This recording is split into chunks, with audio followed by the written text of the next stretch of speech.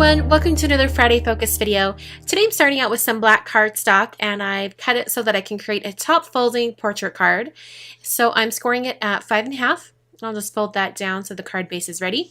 Now I'm going to be using a few dies, and the first one is this full card hexagon die from Simon Says Stamp, and I'm using some pattern paper from Authentique's Thrilling 6x6 pad.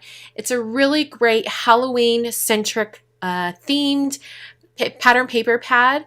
Really fun patterns. I'm using some more of the basic patterns today, like the zigzag and also the orange with cream polka dots, but there are some other more classic Halloween patterns, with bats and pumpkins and things like that.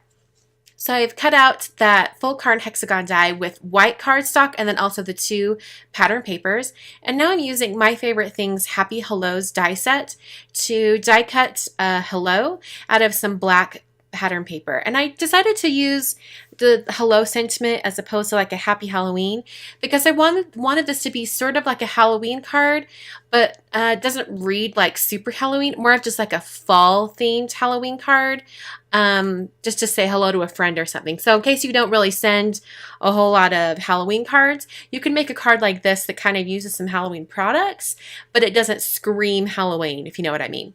So I noticed that the white cardstock didn't cut all the way through with the hexagon pattern die.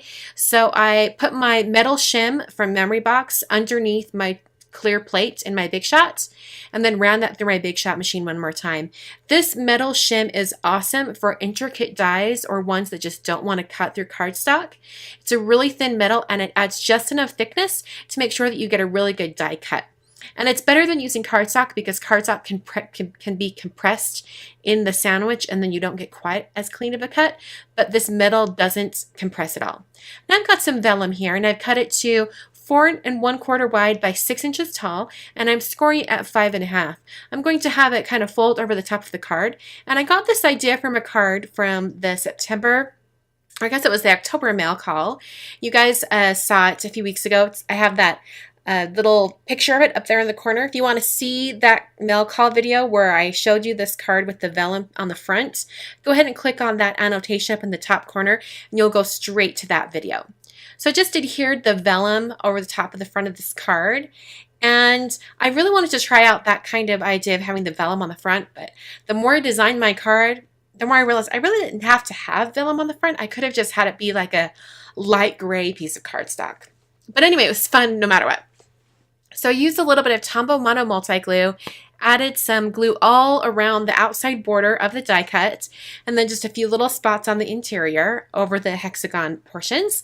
And then I added some glue to the back of the little hexagon patterns and started just sporadically gluing them on there in different places. This had no rhyme or reason to it other than the fact that I didn't want to have two of the same pattern directly next to each other. So that was the only thing I tried to not do. Other than that, it was very, very random. Then I cut out a strip of some orange pattern paper from that same pattern paper pad, and I adhered that with some foam squares.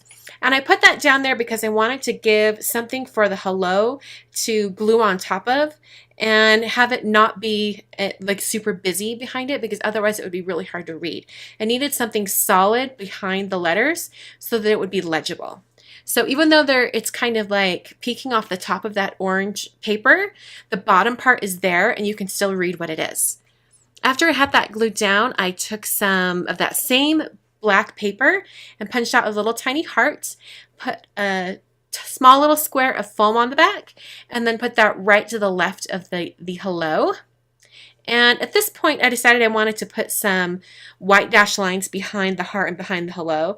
If I was thinking about this card like farther in advance before I started making it, I would have done this before adhering the hello and the hearts. So I took some black glitter from my Wink of Stella glitter brush pen and added that to the hello. And this is also one of those cases where if I would have been thinking about doing this beforehand, I would have done it before I adhered it to the card, because I had to be super careful not to get it on the orange pattern paper. And there were a couple spots where I still got it, but it wasn't too bad. And then I took some black enamel accents and coated that little heart off to the side. This just gives it a really glossy appearance, and it kind of intensifies the black. It almost looks like wet ink on the heart. I thought it looked really kind of cool. So then I brought in some gems from Doodlebug, and these are just some orange little gems, and I put 2 gems. I put a small one and then a slightly larger one on the card front. Or actually, I think they're the same size. They might be the same size. So then I brought in these sprinkles that are like enamel dots, also from Doodlebug. And this time I brought in a couple different sizes. And I didn't put these on here in any particular way, just kind of really randomly.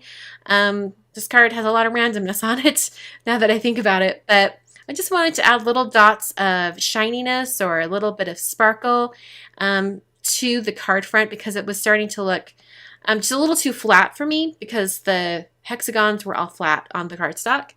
And then I wrapped my May Arts Natural Twine around the front of the card, so it gives it a little bit more of a natural look right there. And I ended up sliding that bow over a little bit after I tied it on there. And that's the card for today. Pretty simple design. It pulled together in about 25 minutes, and just a really fun Halloween, but not too Halloween, card.